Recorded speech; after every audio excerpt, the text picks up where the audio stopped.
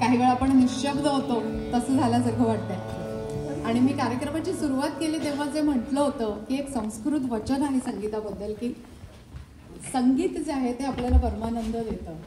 तर मला असं वाटतं की ते जे वाक्य आहे त्याच्यामध्ये थोडासा बदल करायला हरकत नाही की मंजुषाया हा संगीतम परमानंदम शांत रस प्रवर्तकम असं म्हणायला हरकत नाही.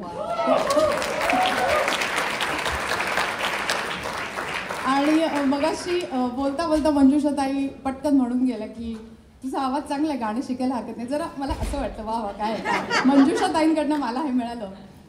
पण त्यांचा पूर्ण कार्यक्रम ऐकताना त्याचं रसग्रहण करताना मला असं वाटलं की गाणं शिकेन की नाही माहिती नाही, पण जो सरगम मला आज अनुभवायला मिळाला, जे सारे गम पधनी आज मला अनुभवायला मिळालं ते मला तुमच्याबरोबर शेअर करायला नक्की आवडेल.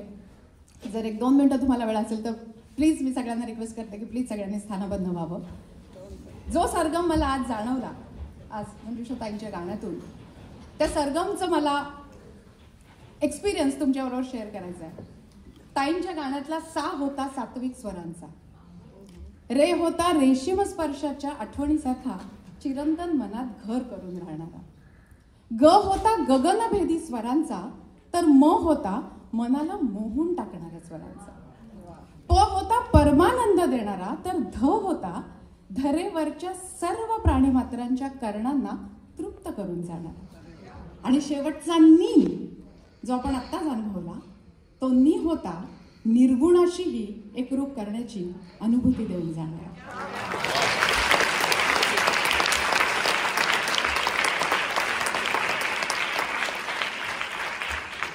मला वाटतं मराठी विश्वाचे आपण सगळ्यांनी खरंच आभार मानले पाहिजे की आपल्या वर्षाची सांगीतिक सुरुवात जी सुंदर केली त्याच पद्धतीने आपल्या वर्षाची सांगता आणि आपल्याला पुढच्या वर्षीही अजून काय काय सुंदर अनुभवायला मिळणार आहे त्याची एक छोटीशी झलक दाखवली.